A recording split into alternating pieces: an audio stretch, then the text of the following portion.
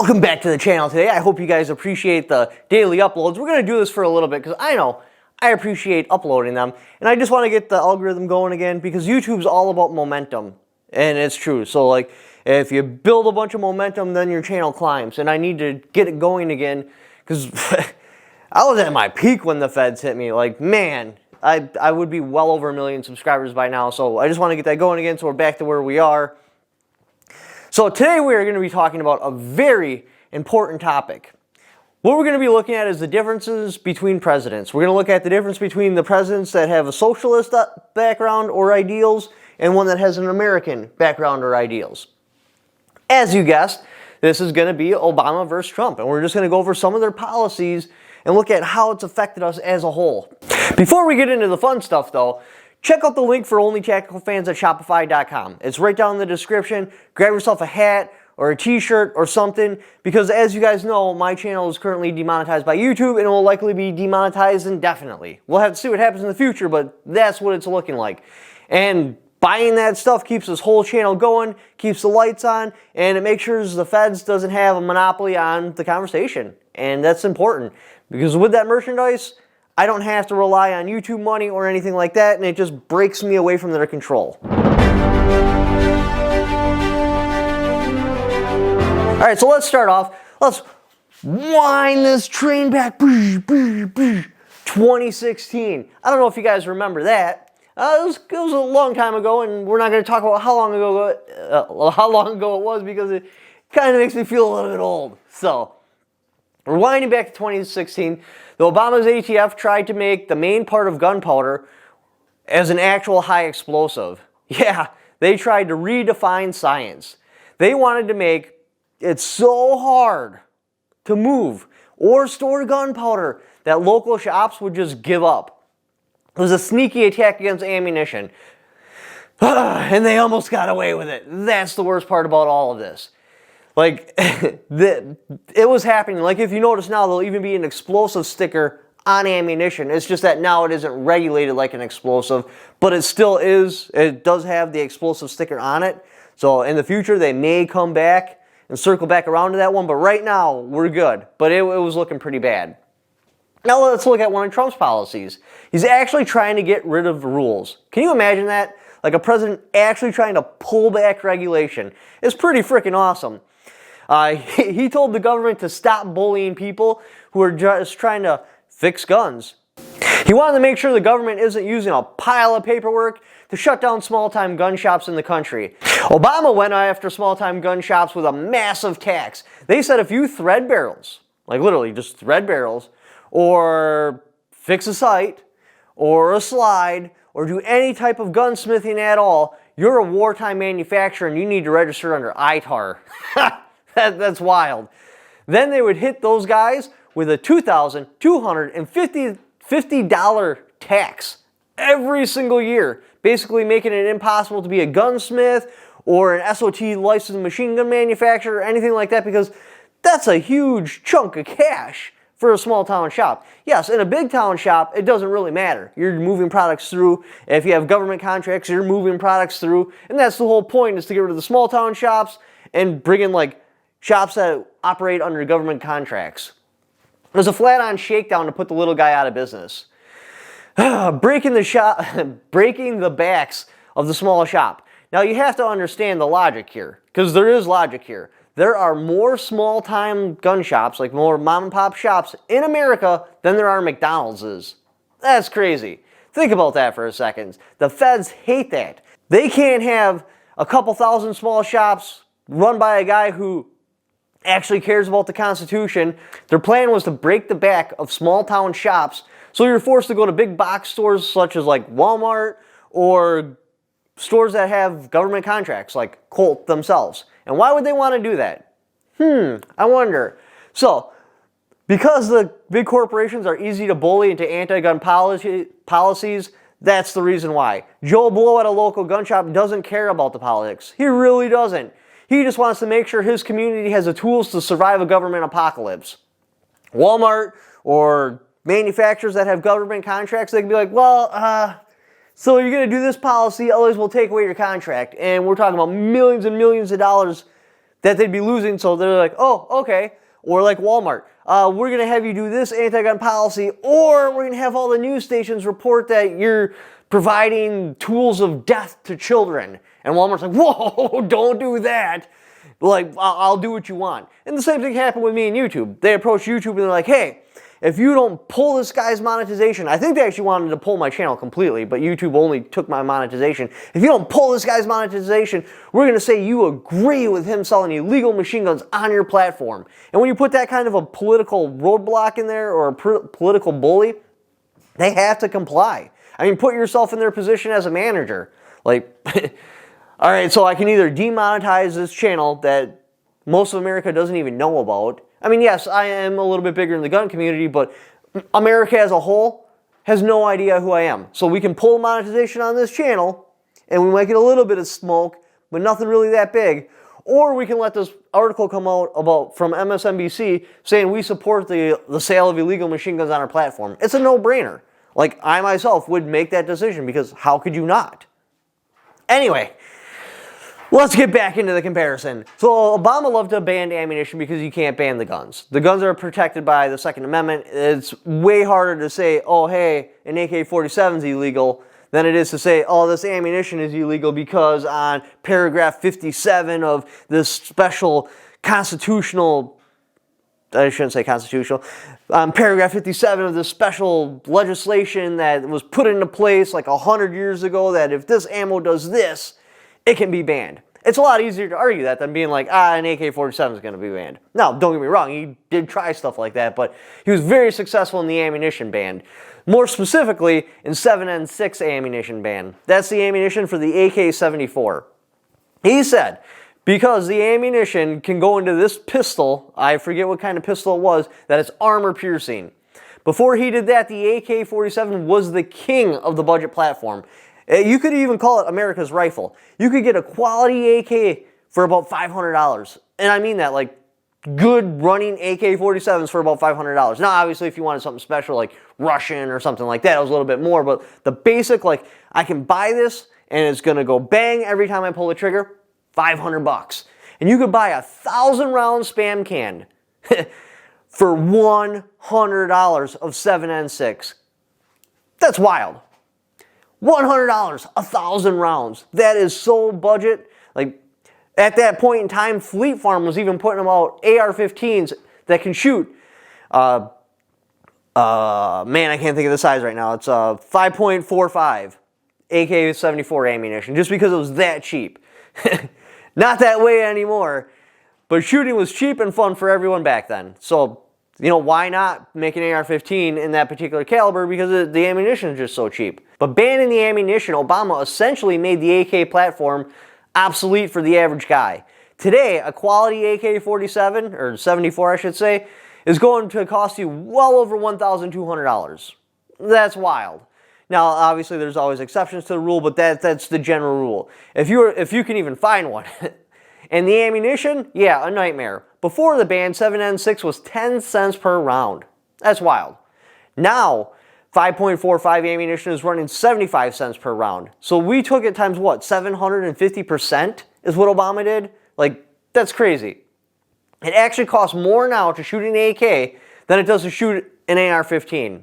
Let's take a look at the math. In 2025, if you want to shoot the absolutely cheapest steel case crap 5.56, which it shoots, it goes bang, that's all most people want, your rounds are looking at about 44 cents per round. But for the AK, you're looking at 65 to 75 cents per round. Thank you, Obama. I appreciate that. Yeah, I was never a fan of the commie blasters anyway. I was at one time, but, you know, I quickly converted over to an AR-15. But it didn't change the fact that that was the every man's rifle.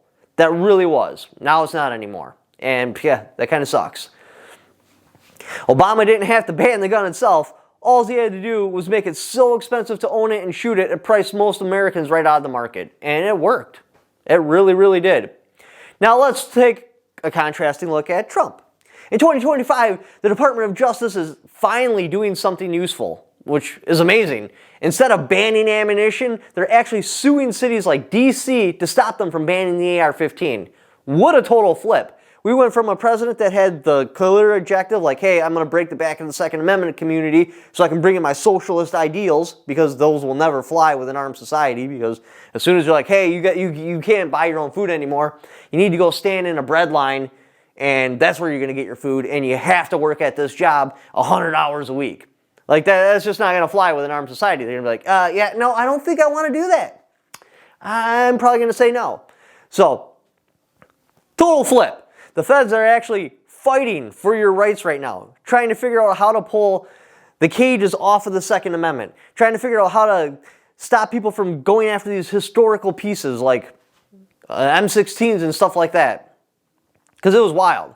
Now, how are they going after the M16s and stuff like that? Well, that actually goes back to Obama again. So Obama made the gun trust basically not doable with Rule 41F. Before that, you could put on your trust anyone over the age of 21 that could legally own a firearm is a trustee. And this was a lifesaver.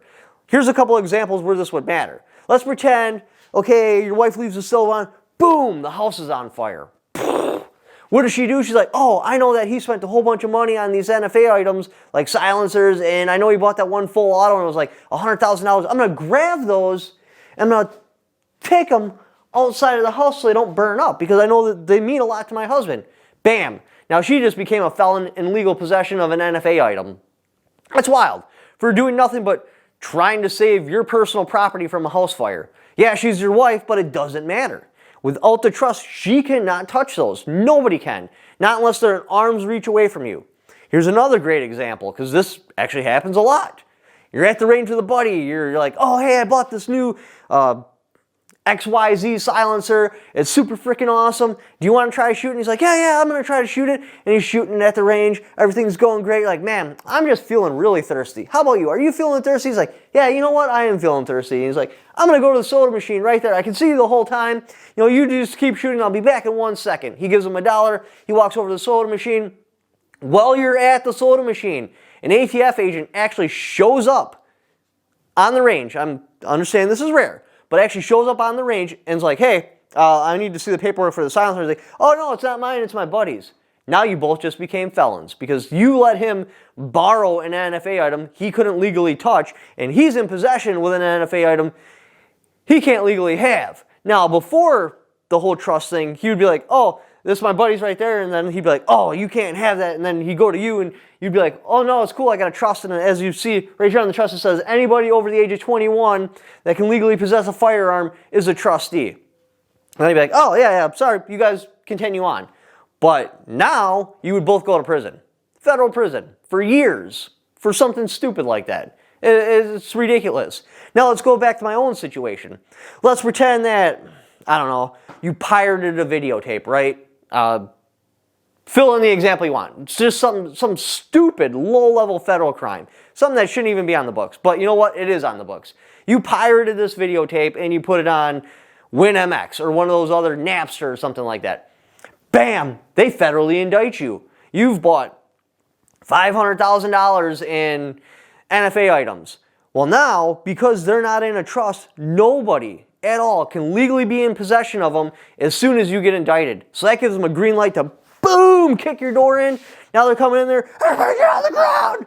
And then they take all your NFA items. And if you lose that trial, those get destroyed because that's the catch. You can't sell them without being in possession of them. You can't be in possession of them while you're indicted or as a felon. So now all these historical pieces get destroyed. I'm pretty sure FPS Russia, actually, you know what? I'm not going to talk about him because I don't know. But that's the whole point. Obama was trying to make it so even if somebody just simply gets indicted, they lose everything, giving the feds a green light to kick in your door. And that's just not how we're running things anymore. In contrast, Trump is telling the ATF to stop playing games. I'm hoping at some point, it'll affect me, but right now it hasn't. Anyways, he's trying to tell them to simplify the NFA process. As you know, we also got rid of the tax stamps now. Yes, there's still a stamp, but there's no money attached to it, which means we'll probably be able to sue and get rid of the tax stamp completely, but that's all Trump's doing. He's trying to cut all the red tape. The idea is to stop treating law-abiding citizens like they're doing something wrong. They're just trying to enjoy their freedom. Why do they have to go through all this red tape and jump through all these hoops when it's completely unnecessary. Obama's ATF also hated the idea of privately manufactured firearms. More specifically, build parties. Yeah, privately manufactured firearms as a whole, but he specifically made build parties illegal.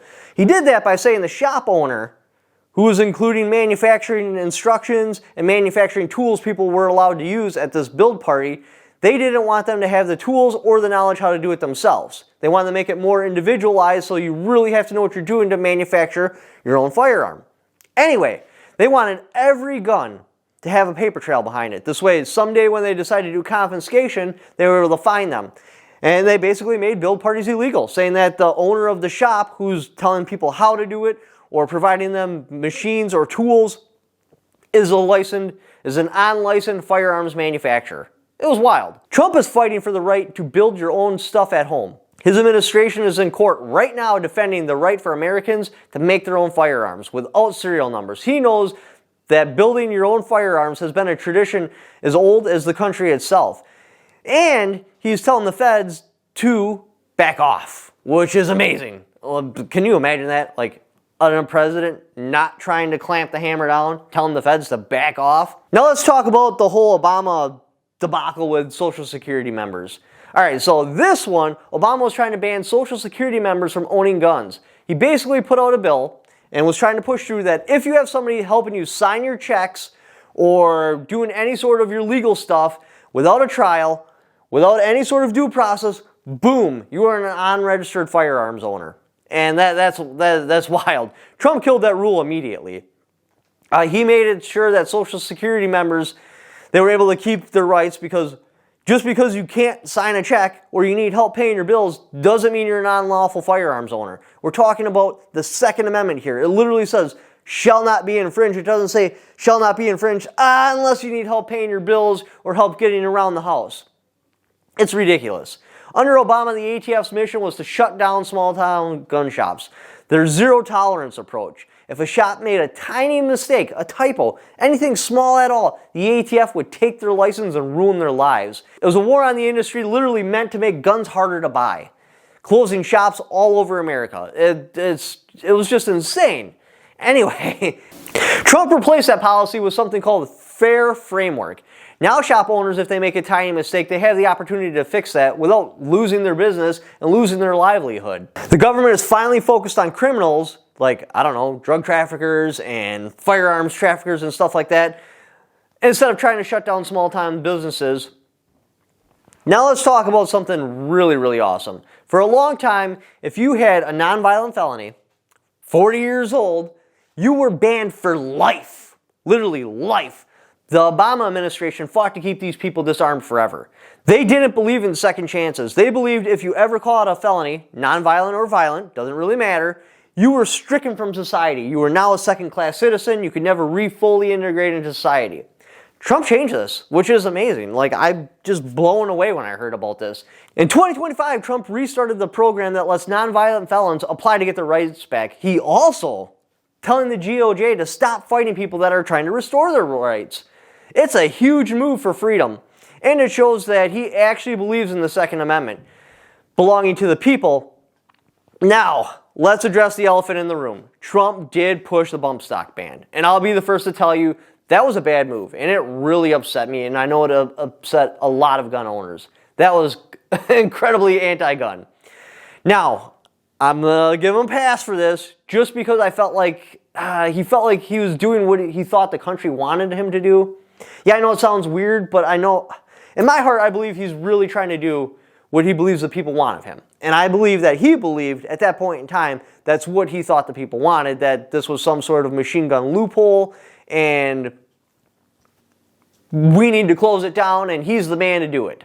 And he also did the red flag laws. So we got two really anti-gun stuff, but I believe that's pretty much back down.